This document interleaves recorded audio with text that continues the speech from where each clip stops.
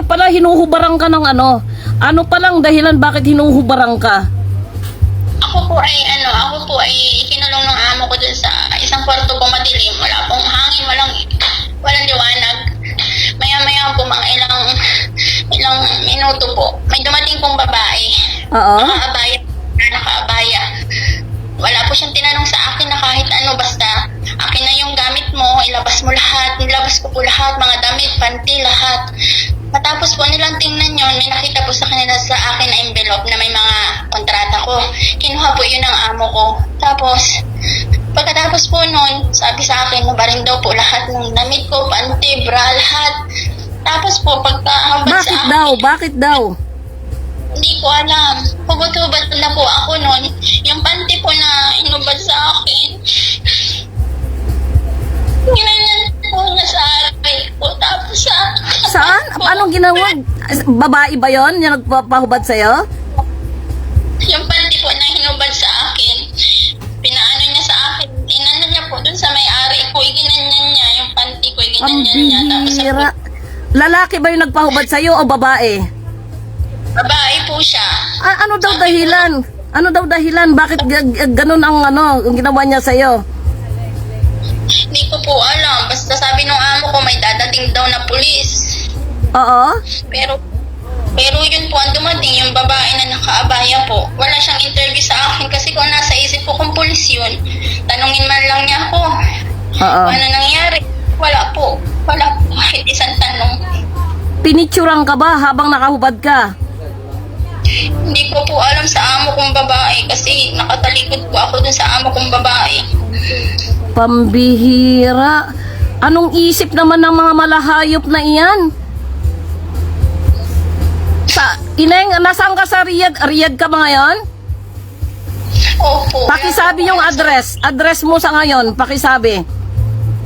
Wala po akong alam sa location ko, ma'am. Hindi ko rin po alam kung anong pangalan ng tinutuloyan ko ngayon.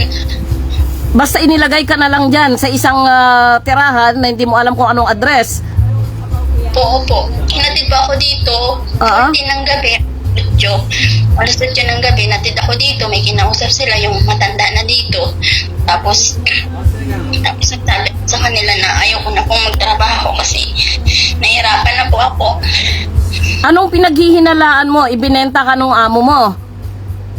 Sabi po sa akin dito, mabait po yung matanda dito. Sabi niya, gusto kang ibenta ng amo mo sa halagang 24,000 real. Diyos ko, Lord.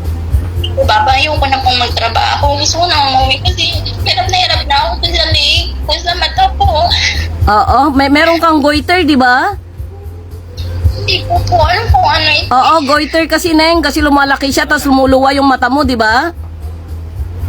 Opo. Oo, may goiter ka. Bawal sa yung mapuyat kung tutuusin. Dahil habang napupuyat ka, lalong luluwa yung mata mo. Minsan nga po, hindi ko makikita to. Parang wala akong nakikita itong isang na to. Ano palang gagawin ng mga magre-rescue sa iyo kung hindi mo alam yung address mo diyan?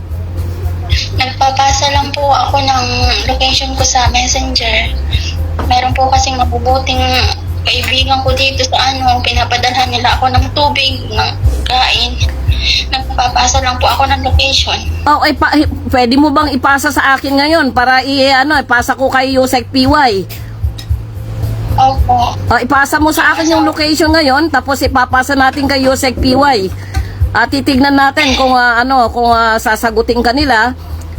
Ipapasa ko na rin sa ibang government agencies natin. Titignan natin kung anong magagawa nila sa iyo diyan at i-hashtag na lang natin ng urgent. Lahat po ng mga naka-online po sa ngayon, mahigit 300 pong naka-online. Paki-hashtag po ninyo si Tulpo, please. Ganun na rin po sa iba pong agencies po natin, paki-hashtag at reshare naman po ang video pong ito. Siya po itong nag-share sa atin, may nag-share po sa atin dati na siya po ay merong goiter at lumuluwa po yung kanyang mata. At nakikita naman po na meron po siyang goiter dahil malaki na po yung kanya pong lalamunan. Ayun po, nakikita po. At yung mata po niya ay nag-iiba na, lumuluwan na po yung kanyang mata.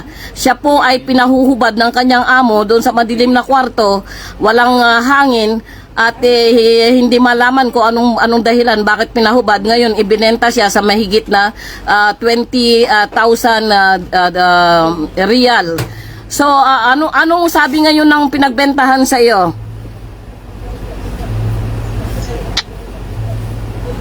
Neng, pinapakain ka ba naman dyan?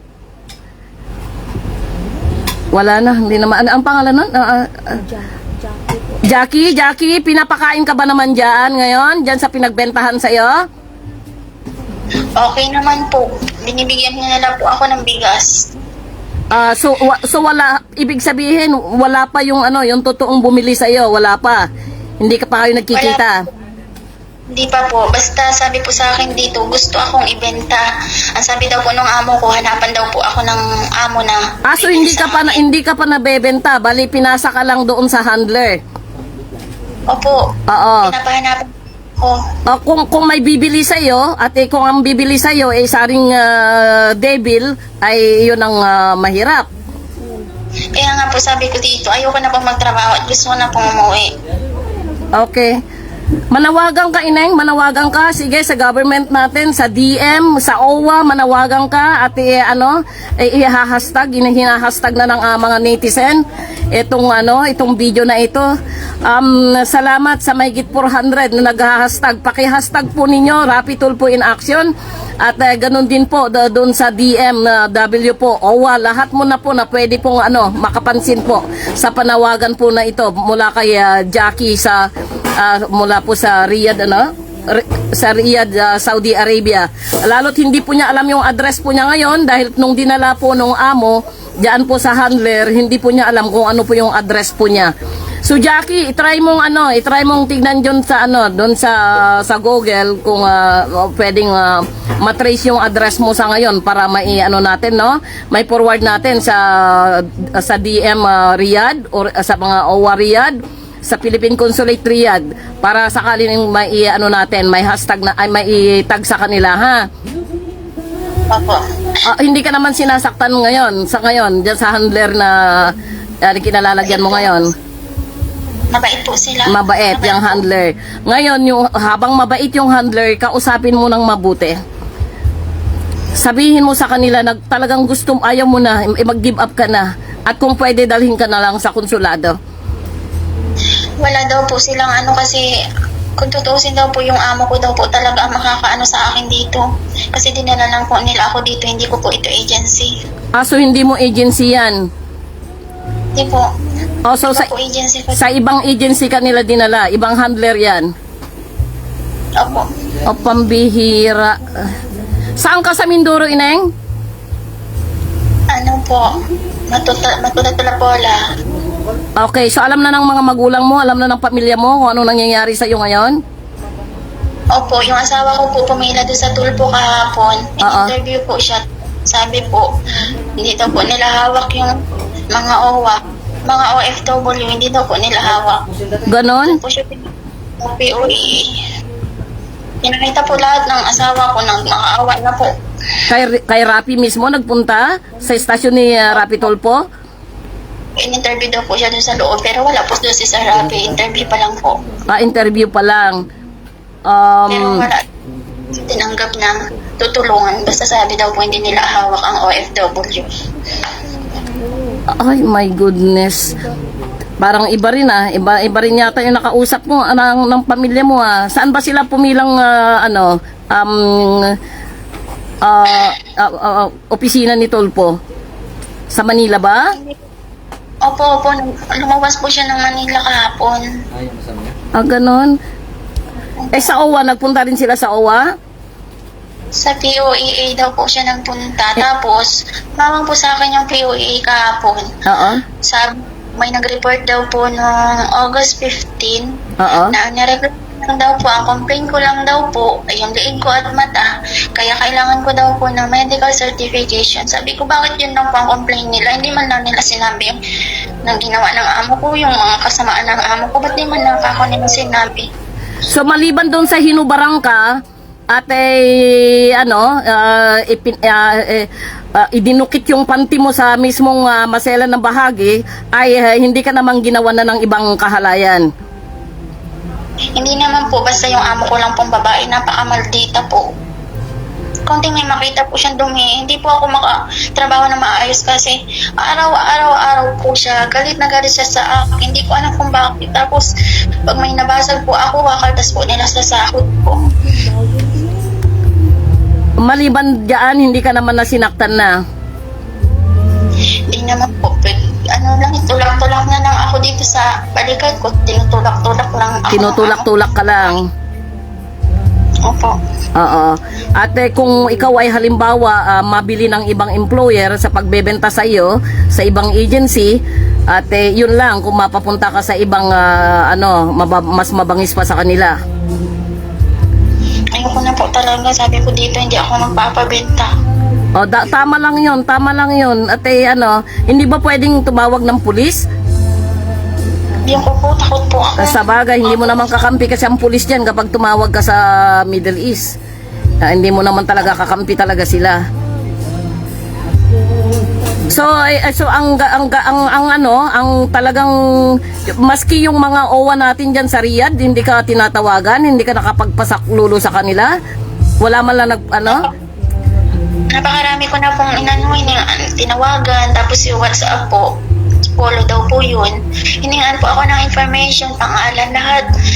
Pero wala na pong update nung na ibigay ko po lahat ng information ko. Wala na pong update. Nananawagan po kami sa polo po ng Saudi Arabia po sa Riyadh. Makikita nyo naman po yung nararanasan po ng ating OFWs po ngayon, ating OFW po na si Jacqueline.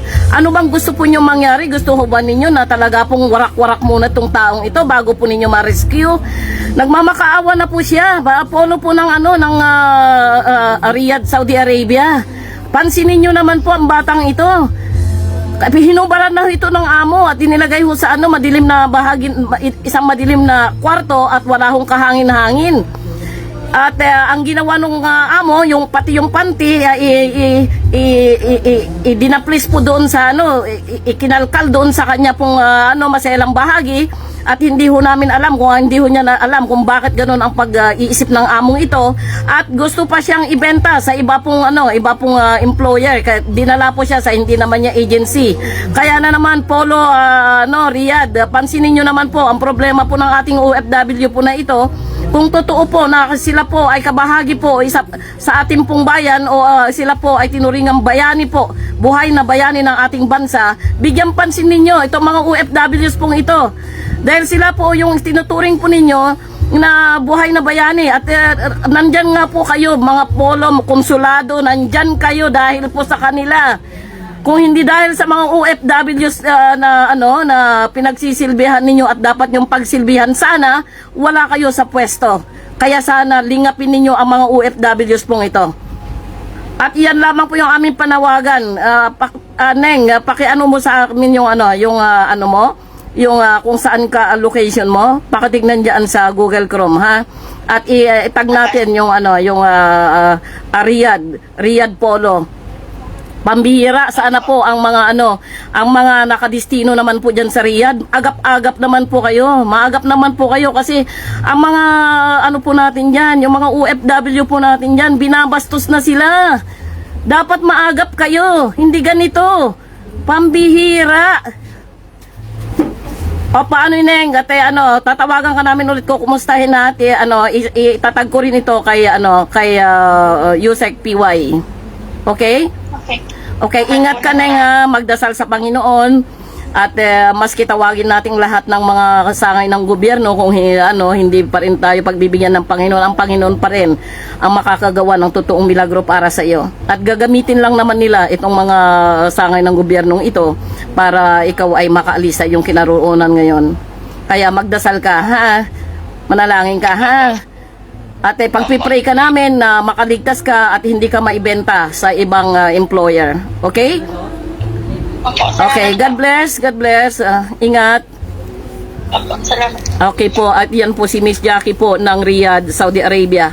Maraming salamat po sa mga nagtag at nawa po ang usapin pong ito ay makarating po sa pamunuan po ng Riyadh, Saudi Arabia po. At ipapadala po natin to kay Yusek PY. Maraming salamat po sa lahat po ng nanood, sa mahigit 500 na naka-online po ngayon. Salamat sa pagtulong-tulong po ninyong mag-tag po sa lahat po ng kinaukulan. Ako po muli si Ayon Rock, ang boses po ng mga OFWs po dito sa Hong Kong. Mabuhay po kayong lahat.